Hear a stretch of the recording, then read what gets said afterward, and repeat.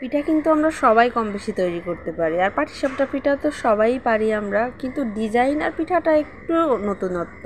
চলো আমি কিভাবে ডিজাইনের পিঠা তৈরি করি আজকে তোমাদের সাথে পুরো রেসিপিটা শেয়ার করব। তো প্রথমেই যেটা লাগছে আমার সেটা হচ্ছে নারকেল আর খেজুরের গুড় দিয়ে একটা ছেই তৈরি করে রাখছি, বা পুর যেটা বলো না কেন। তো আমাদের দেশি ভাষায় এটাকে বলা হয় ছেই, নারকেলের ছেই।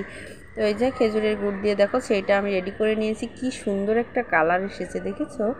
অনেক সুন্দর একটা কালার এসেছে কিন্তু, এবং অনেক মানে ঘ্রাণও বের হচ্ছে। খেজুরের গুড়টা অনেক ভালো ছিল। তো যাই হোক, আমার পুরটা রেডি করা কমপ্লিট। এখন চলে আসলাম আমি মানে যে ব্যাটারটা লাগবে আমার সেটা তৈরি করতে। তো ঘরে একটু রসগোল্লার রস ছিল, আমি আবার কিছু একটা নষ্ট করা পছন্দ করি না। রসগোল্লার রসটা ভাবলাম ফেলে দিয়ে লাভ কি, এটার সাথেই দিয়ে দিলাম, যেহেতু চিনির পরিবর্তে কাজ করবে। তারপরে আমি সম্পূর্ণ গোলাটা কিন্তু দুধ দিয়েই তৈরি করব। তো এখন একটু দুধ দিয়ে ভালোভাবে আগে আটা মাখার মতো করে চটকিয়ে মেখে নিচ্ছি। দেখো, তারপরে হালকা একটু জল দিলাম, দিয়ে আস্তে আস্তে আস্তে আস্তে আমি এখন ব্যাটারটাকে রেডি করে নিব। তো ফাইনালি দেখো আমার ব্যাটারটা রেডি কমপ্লিট, আর ঘনত্বটা ঠিক এমন হয়েছে, একটু দেখিয়ে দিলাম।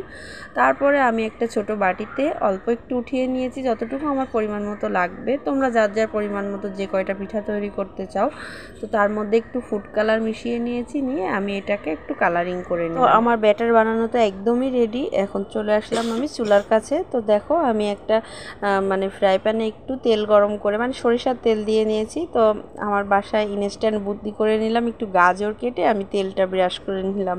মানে আমার অয়েল ব্রাশটা ছিল না। তোমরা যারা অয়েল ব্রাশ নাই এভাবে করে কিন্তু অয়েল ব্রাশ করতে পারো।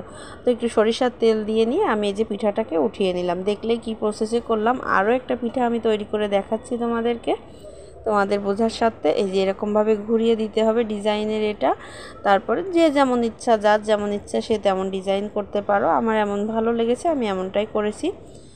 আর এভাবে এবার মানে পিঠাটা একটু মানে জাস্ট মানে অন্য রকম হয়ে আসলে, কালারটা পরিবর্তন হয়ে আসলে বোঝা যাবে তো যে রুটির মতো। তখন তারপরে সেইটা দিয়ে তারপরে আমাকে রোল করে নিতে হবে। আর পিঠাটা অনেক বেশি সফট হয়েছিল, ওই যে মাখার কারণে। শুধুমাত্র ওই যে রুটির মতো করে মেখে নিয়েছি, ওইটাই কিন্তু মেইন টিপস পিঠার।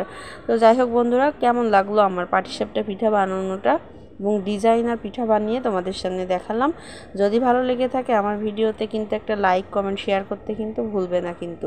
এই যে দেখো আমার পিঠাগুলো বানানো রেডি, আর উঠানো দেখেই বুঝতেছো অনেক বেশি সফট হয়েছিল। আমি আসলে মানে হাতা বা খুন্তি যেটাই বলো সেটা দিয়ে উঠাইতে পারতেছিলাম না, এত সফট হয়েছিল। আর দেখতেও তো অসাধারণ হয়েছিল। মাঝে মধ্যে কিন্তু বাসায় এরকম একটু অন্য ধরনের খাবার তৈরি করলে বাসার মানুষেরাও খুশি হয়, সবাই খুশি হয়।